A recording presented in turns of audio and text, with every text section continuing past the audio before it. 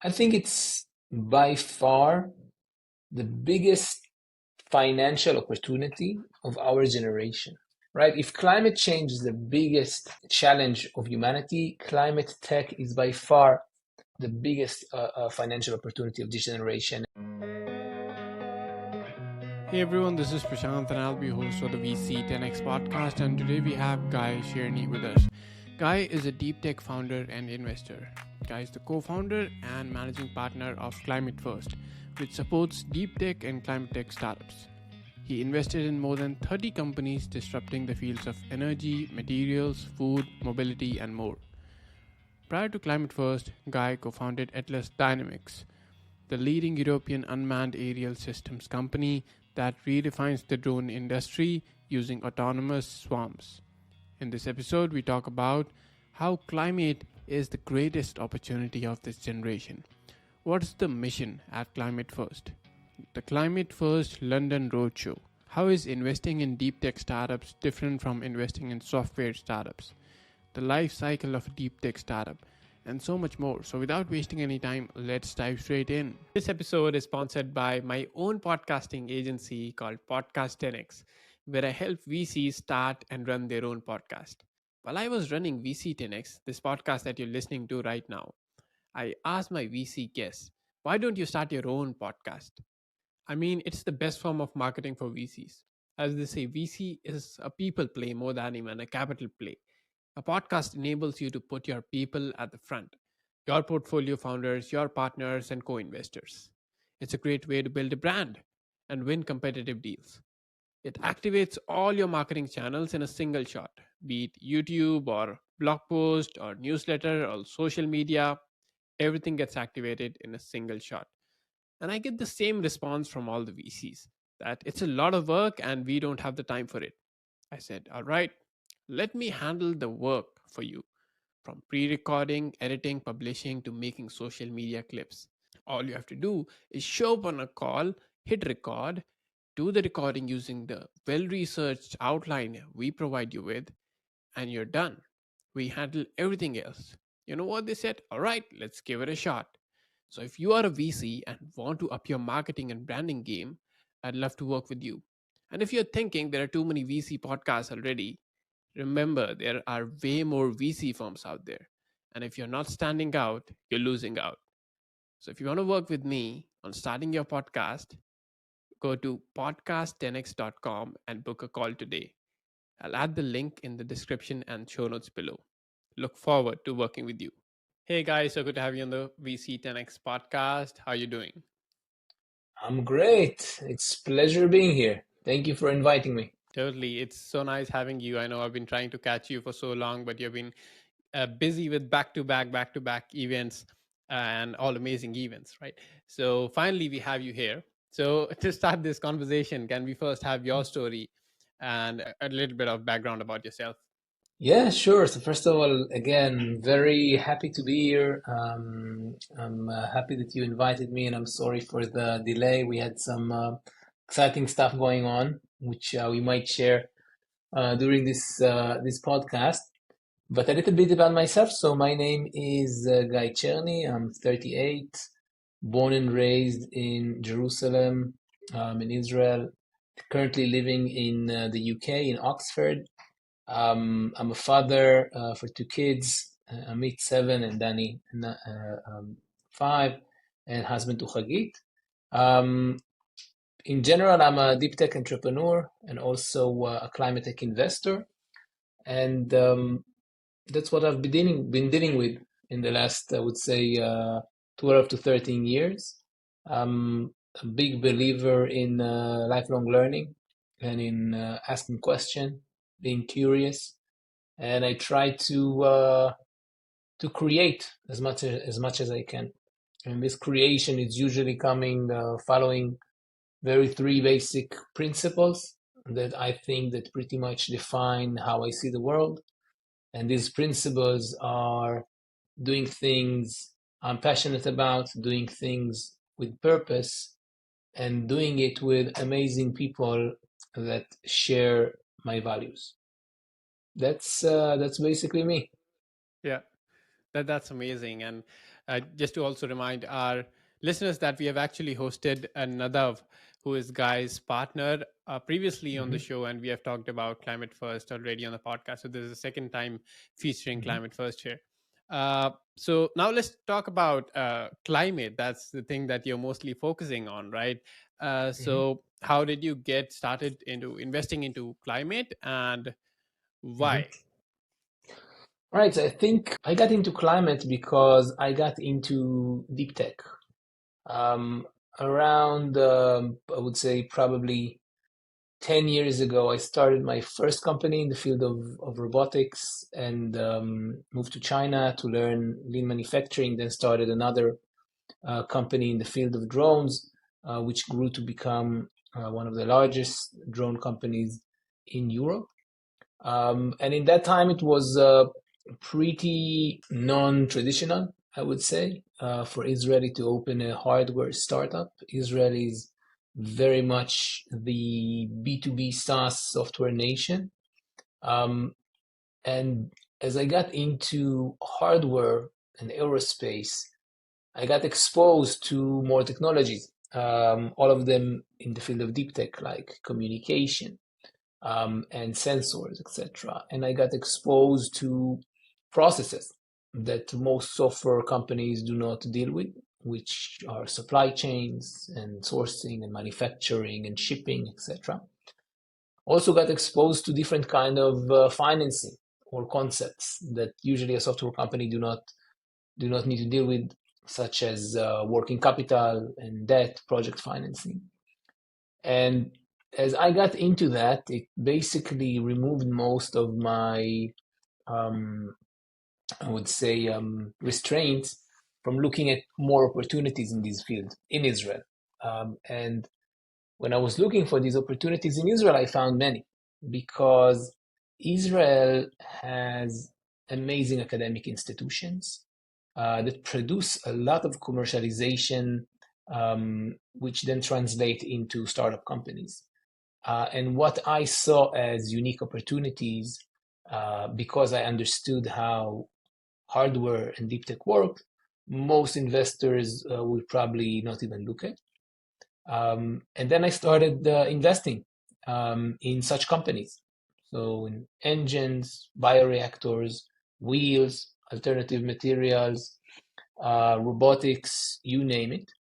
And then around 3 years ago, suddenly realized that what I am investing in is actually ClimateTech. So I got into ClimateTech from that direction. I got super excited about the field. I think it's an amazing field with a huge opportunity. We're going to talk about it, but I've been dealing only with that ever since. Totally. Like how all amazing things happen. You get into it and then you realize that okay, there's a name to this thing. That's awesome. Definitely. Totally. And let's talk about the opportunity aspect of climate investing. How big of an opportunity is that, and how do you look at it at Climate First? I think it's by far the biggest financial opportunity of our generation, right? If climate change is the biggest challenge of humanity, climate tech is by far the biggest financial opportunity of this generation. And it has to do with the fact that if we want to live happily on this planet, then we have to decarbonize multi-billion dollar industries. Right now, the solution is technology. And these industries want to change, they have to change. And what that means is that we have an opportunity to change and complement multi-billion dollar processes. Just to give one example, right? If you look at the steel industry, right? Steel is a $1.5 trillion industry. It's also a huge emitter. 8% of all greenhouse gas emissions are coming from the steel industry. Now, the steel manufacturers, they want better technology. They want more efficient, affordable, and green technology because they know their customers want it, because they know the government wants it. because they want to invest in the future of steel. Um, and therefore, they are opening the doors for us. Even though it's a very segregated, very expensive, very regulated industry, they want it, and they are opening it. They're opening it for us. Now, one of our portfolio company, Helios, is basically reinventing the way you create steel and doing it without emissions. And this is a company that is basically sought and looked by all of these huge players. So if you have the ability to create such solution, that is a massive opportunity. And because these technologies, like Helios or like others, they are coming from Deeptech, meaning they have a science aspect regardless of the engineering, science, engineering, and design. They have a unique competitive advantage. So they are front runners in an industry that is massive without too much competition. And once they will be embedded, they will be very hard to change. So this is like a massive opportunity as I see it. And this is just steel, right? This is, and you have all other materials, and you have energy and food and ag and built environment, massive opportunity. This is the next industrial revolution. Totally, totally. And all these are heavy industries and also massive industries in themselves. And Mm-hmm. now they suddenly have to change their ways of how they do things. And I Mm-hmm. think if we go in that line, then certainly solutions like the one that you just mentioned are going to be pivotal in that change for them, right? So very Definitely. interesting. Yeah, totally. And this is talking about the deep tech industries. And even beyond deep tech industries, do you think what are the applications there besides the heavy industries? Where will the climate kind of solutions come in? So I think it has to. ClimateTech is such a broad aspect, right? Because it has to do with everything that is emitting, and everything is emitting, right? So steel will be inside the heavy industry and material subsector, right? But you have obviously everything energy, right? From batteries to engines, and you have everything in food and ag, right? The way we create food, the way we consume food, the way we cut supply chains, right? In order to lose dependencies in importers or exporters from other countries because they might not be safe enough for us. Build environment, right? Everything that has to do with both the materials as well as the heating, as well as how you preserve the heat or cooling of the house. All of these are eventually going to be climate tech solutions, and these are only in prevention, right? You also have adaptation, right? How do we deal with uh, um, with the climate crisis as it's happening? And you will see more software maybe in these aspects, identifying emissions and reducing them, identifying extreme weather events before they happen. But it's such a broad industry, and again, therefore, such a massive opportunity that is quantified by Bank of America in $150 trillion in the next 25 years. Totally. Yes, and there are multiple types of solutions as well to the climate challenge that we're facing, right? There is a move to electric, there is a Mhm. move to green hydrogen, right? Yeah. So all these different kinds of solutions. So how do you map each of these different kinds of solutions, and which one do you think will be the most prominent going forward? Well, I mean, I would generally map them again in the five original, I would say, breakthrough energy buckets of energy, industry and materials, build environment, food and ag and transportation. But I don't think that, first of all, in these solutions, there will be no one winner takes it all, right? You're going to need green hydrogen, and you're going to need more effective engines, and you're going to need better batteries to absorb and preserve energy and store it, of course. And you're going to need different kinds of new fuels. Right? It could be hydrogen, it could be ammonia, it could be different kind of new aerospace fuels. So, I mean, for me, I would say that I'm mostly interested, right, in the field of energy and materials.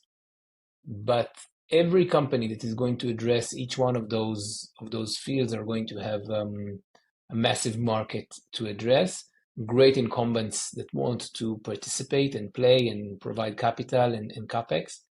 Um, and and all in all, I think we're going to see a revolution in each one of those industries. Totally. And at Climate First, you have invested in a bunch of companies. So if you had to categorize them maybe in some a handful of subsectors, right? Or maybe categories that you can separate them Mhm. in, what would those categories be? So I think in general, maybe, just a word about Climate First. So basically in Climate First, we support and invest in category defining climate tech startups that have potential, of course, outside return and massive decarbonization potential. And when we look at when we are looking for such companies, first of all, we believe that these companies will be deep tech companies, which means again they have the combination, the convergence of science, engineering, and design. Science would be for us, physics, biology, chemistry, and engineering will be software, but mostly hardware. And this is what we're looking for. So mostly we invest in deep tech, hard science companies. Mm, We are again most interested in the field of energy and alternative materials. But we also invested in things that relates to food and ag. And I can give examples if you want. Um, yeah, that's basically it. Yeah, totally. And we'll talk about examples going forward. But Mhm, let's first talk about Climate First. mhm, And it runs a program wherein every year you run different cohorts of startups, and they go through a process, and then at the end there is a roadshow where they can promote and maybe even fundraise. So mhm. tell us about this program by Climate First. All right, so at Climate First, beside investing, we're also running a program we call, a scale-up program that aims to scale companies like the one I talked about, category defining companies with outsized returns and decarbonization potential. And we're trying to scale them and pave their path to global market. And we started from Israel. And we started from Israel exactly due to the problem, if I can define it as a problem that I told you about before in my journey. Eventually, Israel is a very software-related country, meaning most of VC money goes to software, and most of investors and supporters understand software. And that is not such a good thing for a deep tech company from two main reasons. One, um, these investors, it's harder for them to support such companies. And I would say that worse than that, sometimes investors that do not understand deep tech companies are pushing them to reach the wrong milestones and pushing them to the wrong directions. Um, for example, most investors will ask a pre-seed company to get initial customer and some ARR before seed. But that has nothing to do with a deep tech company. There will be no ARR and there will be no seed, right? This company will still be in the lab when they come to raise more money, and that creates a confusion, I would say. So basically, what we were trying to do is to go to these companies that are facing this situation and offer them the support that they cannot find somewhere else. And the scale up program, basically provide knowledge that we believe you almost cannot find anywhere else. We're talking about climate, right? From regulation to jargons to everything that have to do with the state of climate, IPCCs, COP, etc. We're talking about deep tech, about hardware, about manufacturing, about alternative financing, because again, the life cycle and funding cycle of a deep tech climate tech company is very different than a software one, right? You have more equity in the beginning, but then you transition. As you transition from lab to industry, you transition from equity financing and grants to debt and project financing. So it's a lot of things that most entrepreneurs and VC investors do not are not accustomed to. So the program is an 8-week program in which we take these companies. We provide them with sessions about the subjects as I just defined: climate, deep tech, alternative financing, manufacturing, pitching, product, etc. And this content is provided by world-class experts that are part of the 120 mentors that we have in the program. Each one is coming from a specific field and specific expertise. And the program ends, as you said, in a very extensive roadshow in London, which is the second largest hub for ClimateTech after the US. We take those companies and we create meetings and events with hundreds of potential partners and investors. These partners and investors could be, VCs, large and small, in the field of climate tech, but more than that, asset managers, banks, and governments, all of them in full understanding that there is a huge opportunity in climate tech. All of the big banks, all of the big asset managers have green funds because they see the opportunity, right? They can insert equity, they can then insert debt, but they know and they understand where the market is going, they understand the trend, and they want to be there. And for us, this is perfect. I think, for me, I think, I've been in the field of, startups and investing for the last, 12, 13 years, and I never seen such a fast product market fit, right? You have entrepreneurs that are eager to present what they have. You have corporates and VCs that see the innovation that they were looking for, and they had no idea that they can find it, in Israel, which again is a software nation as they see it. And it's just blossom from there. And for us, I mean, it's a great way to promote our companies and what we believe in, which is climate tech is the biggest opportunity, and we need to do it now. Totally, totally. That's beautiful. And the program itself, is that run in Israel, or is the program also run in London? All right, so great question. I mean, we started the program in Israel because of, again, the problem that we identified. And the beautiful thing was that, I mean, the program happens in Israel and then moved to the UK for the roadshow. But the beautiful thing is that we get so many approaches from startups in other countries, right? In Europe and Eastern Europe and all across the world, the US and Asia as well, for a climate first in the region. And this is something that we are actually doing now. We actually already declared and launched the European program that is going to take place this May, for countries for startups from different parts of Europe, and we're going to share more information about additional programs soon enough. But we're definitely expanding, and I think that the message that we are bringing resonates with a lot of entrepreneurs that needs this support, and we want to support them, right? Because again, we believe in this opportunity, and we want to help these organizations, these startups, and this organization partner, which is obviously great for us as well. Yes, totally. That's pretty incredible. And you mentioned about how investing in deep tech companies is very different from investing in software startups. And I know it firsthand because I've talked to both types of investors on the show, right? Mhm. And I get how the approaches of investing are actually very different, right? So when you're Hmm. evaluating a deep tech startup that's still in the very early stages, right? So what are the Hmm. kind of things that key things that you should look at to determine if this is a good bet for a VC or not?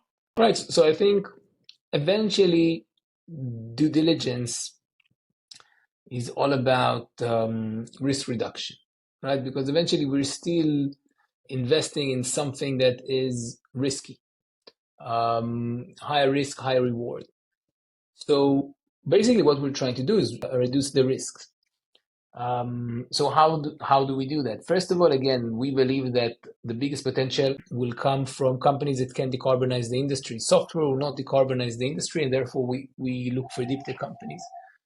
Now, after we look for deep tech companies, what we're trying to understand is several things. First of all, um, team as always, right? I mean, team is a big, amazing aspect in a startup. And what we're trying to understand is that the team has the right experience to address this solution. And this again had to deal with both the science, the engineering, and the management. After that, we're moving to technology. So in order to reduce scientific risk, we will never get into a company that is not at least TRL 4 or 5, right? Either proven in the lab or just a bit before that. Um, Even if I hear the most amazing idea that is still in, ideation stage or TRL 1 or 2, it will never work for us because it means that this in the life cycle of the company just grew in around 7 years, which is not for our appetite, of course. But mostly you will not see these things because most of technologies that are being commercialized from the academy are commercialized after they have been proven in the lab. So we're reducing risk by getting into reducing the scientific risk with TRLs, 4 or 5, reducing engineering risk, mostly by understanding what is the path for scale, scale in size and scale in location, um, and then reducing the market risk. Right. First of all, we need to see that the market is big enough and emitting enough, so we see the huge potential. Again, in materials, it's very easy. In engines and energy, it's very easy. Um, but then we want to understand what is the path to the market, because in deep tech, eventually, market is always a problem, right? And there is no build it and they will come, right? This is something that scientific entrepreneurs needs to understand very well, and this is something that we're pushing for all the time. And you have to have a valid unit economics, but the market is not the problem, because if you can create green steel and you do it efficiently, then the market wants you, at least in this stage. Again, this is part of what creates the opportunity. But we need to get from lab to industry. And one of the biggest things, the most important thing for a deep tech company is to find what we call CapEx partnership, right? That player in an industry that can get you from lab to industry and provide you with the capex you need, more than the capital you need. And it's worth much more than money. If they can provide you with a facility, their supply chain, their hazardous material disposal capabilities, etc. These are the things that eventually will take a company from 10 to 1,000. And this is something that we're looking for. So in order to reduce this risk, we want to understand, who are the people that you were talking with, which incumbents fit with your direction. We know many of them, so we can check, we can later do the connection. So I would say this is the way we do it: reducing, understanding the team is great, reducing scientific risk, reducing engineering risk, reducing market risk. Um, yeah. Yeah, that's a great approach right there. And on your last point about finding the right partners who can actually give you the right environment where you can build your solutions, I was talking to the venture arm, the corporate venture arm of CMEX, which is a Hmm. multinational cement manufacturing giant, right? And Hmm. they actually add that value that they give you that facility and tell you firsthand about the problems that they're facing, right? And Hmm. where do they want to decarbonize, right, and move towards sustainability. So that Ama- can be a good partner for such startups. Definitely, Yeah, definitely. totally. And would you like to mention any more portfolio companies doing very interesting work? So I will share maybe a few names, from the previous cohort that, I think were, again, very, all of the companies that, we brought here are super impressive and are doing amazing things. So just to name a few, Kiral Energy. So basically what they're doing is they basically invented a proprietary nano coating for electrodes. And this coating has the ability to realign the electron spins that runs in the electrode, and by doing so reduces overpotential. And what that means is that a battery or a fuel cell, that the electrodes are coated with this nanomaterial, has a better capacity of between 20 to 50%. Now just think about what that means, right? You're not changing the battery itself, right? You're adding a subcomponent that is tiny in size, right? And you can significantly improve every battery and every fuel cell. Right? And just think about it, right? In a world that is moving to batteries, Yep. right? Yep. Totally. Um, Nitrofix, right? Nitrofix is a company that basically reinvent the way we create ammonia. Now, ammonia, we talked about the steel industry earlier. Ammonia is responsible for 3% of all emissions, right? It was invented the way we create ammonia was invented more than 100 years ago. And by the way, in that time, and still now, right? Ammonia is one of the biggest and most important innovation of the 20th century because it enabled fertilizer that enabled more food, that enabled population growth. But the way it was invented, the Haber-Bosch mechanism, is very polluting.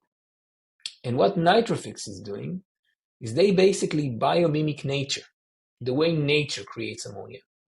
And they're doing it in one process, using only water and air, and they're creating green ammonia. Now, ammonia, it's a massive market. It's around 300 or $350 billion today, but the market today is only for fertilizers. Ammonia is going to, it did it in the 20th century. It's going to do it again in the 21st century because ammonia is a carrier of hydrogen, right? And in many places around the world, ammonia is going to be a maritime fuel. Japan, Singapore, Korea, everyone is looking and building engines that works on ammonia. Now, when you're thinking about hydrogen, right? Hydrogen is the fuel of the future, but it's very hard to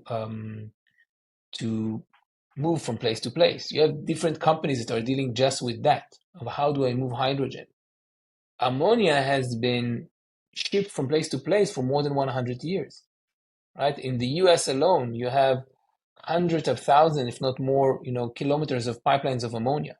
So if you can create green ammonia that can become the fuel of the future, um, this is a massive opportunity. So this is just two examples of companies, but also again, and you maybe you hear in my voice um, how excited I am about it, but also like I'm so excited about these people that invent these things, right? Like scientists, right? This is the future, right? They're creating the future. This is not like innovation for the next 2 to 3 years, right? This is like how our world is going to look like. And I'm super excited about it. Right. Totally. And whenever we are talking about climate, we have to talk about the goal that we have for getting to net zero, right? So, what do you Mhm. think are the major hurdles that we are facing to get to that point? So, like every good entrepreneur slash investors, I have to be optimistic. So I will say that the challenge I'm going to talk about is also an opportunity.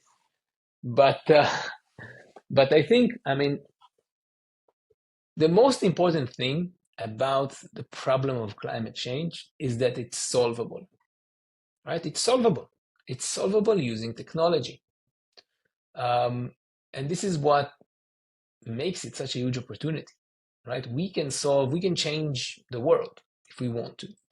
And we're doing it right now. Remember, in 0 to 1, Peter Thiel is talking about, how our, parents, they sent spaceships to the moon, and what we're dealing with is 140 characters. Basically, I believe he was trying to talk about, how the concept of software is eating the world is just, in our computers and phones and not outside. And now we're in an era of changing the entire world. But what we need in order to do that is capital, right? We need more capital in climate tech. And I believe that this challenge is also our biggest responsibility as climate tech investors, because we understand the potential. We understand that, yeah, it is different than software, right? It's different. It has a different life cycle, different financial mechanism, different partnerships. But we understand the potential, and we need to help other people, the generalist LP, understand this potential. And I believe that the path to get to this understanding is, and this translates to what our responsibility is. Our responsibility is to create maturity, right? We need to mature the industry or help it mature. This is part of what we're doing at the Scale Up program. But it's our responsibility to help an entrepreneur understand that they don't need to think about ARRs or initial customers, right? They need to think about where do they fit in a multi-billion-dollar process that is happening today. They need to think about who's my potential CapEx partner, right? They don't necessarily need more than one, but they need to think about that, right? And they need to understand that, again, there's no build it and they will come. What is the unit economics, right? Eventually, what is going to be the price of the steel per kilogram, right? Because if it's not better than steel today, it will not work. And this is not something that we or any investor want to fund, right? We're funding companies that are going to make money and are going to save the world in the process. We're not financing science projects. So, this is like maturity that we need to insert in entrepreneurs. But this maturity is also translate to us as investors. We need to know science, right? We need to understand chemistry, biology, physics, right? We need to have the capabilities within our funds to do so. We need to understand those different models of financing, right? Debt, project financing, uh, um, um, grants, etc. And we need to understand what is the ecosystem that we need to create in order to foster these innovations. And once we push the entrepreneurs to be more mature, once the VCs, the climate VCs will be more mature, we will be able to push this message to, I think, the generalist LP, and to get more capital to fulfill this vision. Because the technology will be there, right? Some of it is already here in early stages, some of it will be here. Now we just need the money in order to build it. And this also, again, as I said earlier, as the optimistic person I am, it also translates to the opportunity, because this amount of capital creates the opportunity, right? And Right. eventually, this is where we want to be. Exactly. And let's also talk about the life cycle of a deep tech solution for the climate problem. So, how Mhm. long do you think it takes in the lab in the research phase and then getting to a product and then having that go to market strategy? How long does each of these things take for a startup? So I can tell you that when we look at the life cycle of a deep tech company and a climate tech company, I will say that if in the regular VC sphere, you're going to be in around 7 years to maturity. I would say that in deep tech, it could be around 10 to 12 years. And it's again, it really has to do with when you enter, because there's a lot of myth about deep tech. It's much longer, it's much more expensive, but that is not necessarily true. And it again, it has to do with how you de-risk. Right? If you get into a company that is TRL 4 or 5, you're reducing around 7 or 8 years from the life cycle that happened before you got in, right? And then you'll have around 8 to 10 years, maybe. It also has a lot to do with what is your exit scenario, right? But but that's about the amount of years. Um, in regarding to the transition phases, right? You want to get in as an early stage investor. You want to get in after it has been commercialized, TRL is 4 or 5, and before the transition to the lab happened, right? So I would say that this will be what software investors will define as seed, and then the A round will be what we define as the transition stage, right? The transition between lab to industry, this phase in which you already have the CapEx partner, you already understand what you want to do, you understand what is going to be your first of a kind factory, or what in Deeptech you call the folk.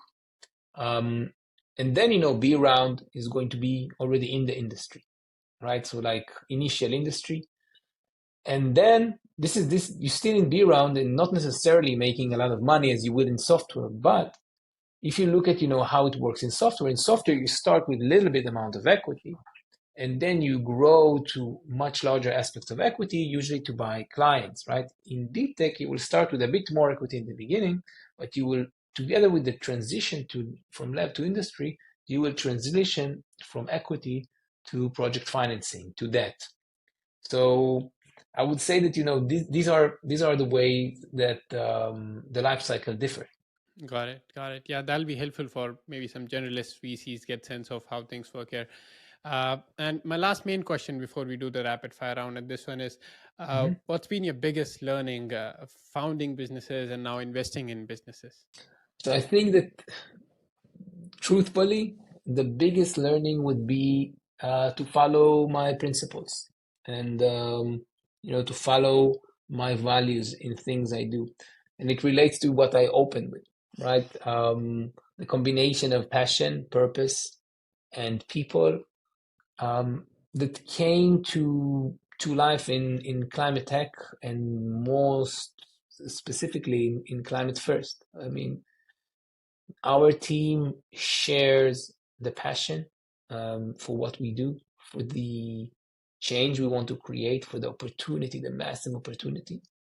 We share the purpose of trying to leave, a better world to our kids and grandkids. And we're doing it. The team is amazing, and we share values, right? We don't then just share interests.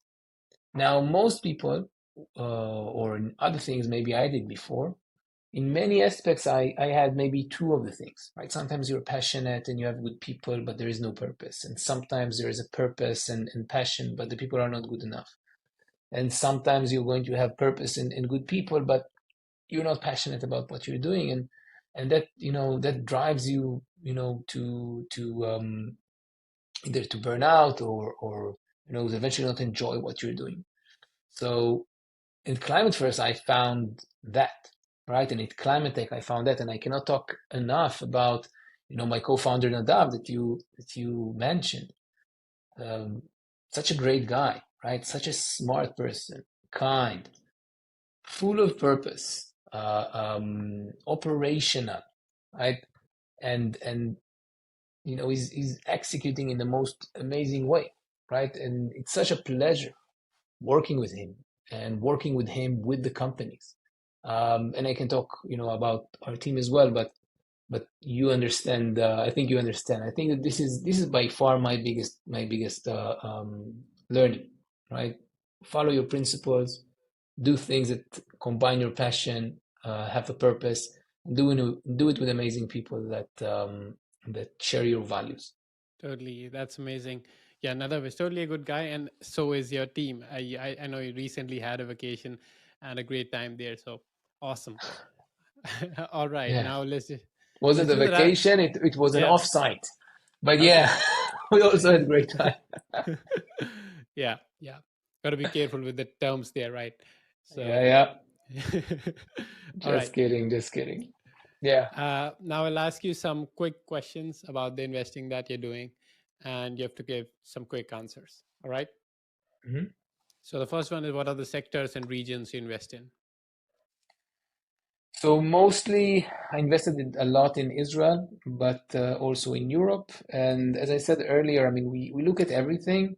I'm mostly interested in the field of energy and materials, but it doesn't mean we will not do something that is outside of that box. For example, we invested um, in a company, an amazing company that is doing bioreactors, and they're doing it, from the US and Argentina. The name is Stam Bio, and reinventing the way you create bioreactors, and that totally changed the way you can create alternative food. So it could be in different places, different aspects. Right. And what's the typical stage of investment where you come in? So I think it probably relates to what I said earlier about how we DD, right? Because we're looking for companies that would be TRL 4 5 with reduced scientific and engineering risk and understanding of the market risk. So in software jargon, it will be seed and A, and in how we kind of look at it, it will be in the either commercialization or transition stages. Commercialization and lab, and or transition from lab to industry. Right. Awesome. And next one is, where can founders maybe reach you and try to get funding from you if there's a direct way? Yeah, I mean, feel free to approach me. LinkedIn is a super effective way, and I love using it. And I'm trying not to that it will not take too long. We now just had the road show, and everything was super hectic, so I'm still there's a pile of messages I still need to reply to. But yeah, feel free. I'm always interested. I'm interested to learn, right? Maybe I said before, but I'm a curious person, and I think that learning about new ideas, about people's journeys, is a great way to stay ahead of the curve. I want to learn more. I want to ask interesting questions. And in general, by the way, I think that the most important thing for entrepreneurs, for investors as well, is to ask questions and questions, because a lot of time we're running into, this is the solution, let's start doing it, right? And I see it a lot with entrepreneurs. And that a lot of time leads you to do the wrong thing, right? Or to pivot. And sometimes it's worth putting more time on questioning the questions, and then the actual operation takes less. In design thinking, we call it do the right thing and only then do things right. So Yeah. approach me. Totally. I'll make sure to put the link to your LinkedIn in the show notes Mhm. below so that Mhm. our listeners can get there. Thanks so much, Guy, for making time for this. I know you've been super busy recently, and thanks for sharing your insights on the podcast. Thank you for inviting me, and great work. Really appreciate what you're doing, and I'm looking forward to hearing from people that are interested in climate tech, and looking forward, hopefully, maybe this session will push at least one more person Totally. to look at climate tech. Yeah. If it does, it'll be worth it, right? Awesome. Thanks so much, Definitely. Guy, and have a nice day ahead. Yep. Amazing. Thank you very much. Thank you.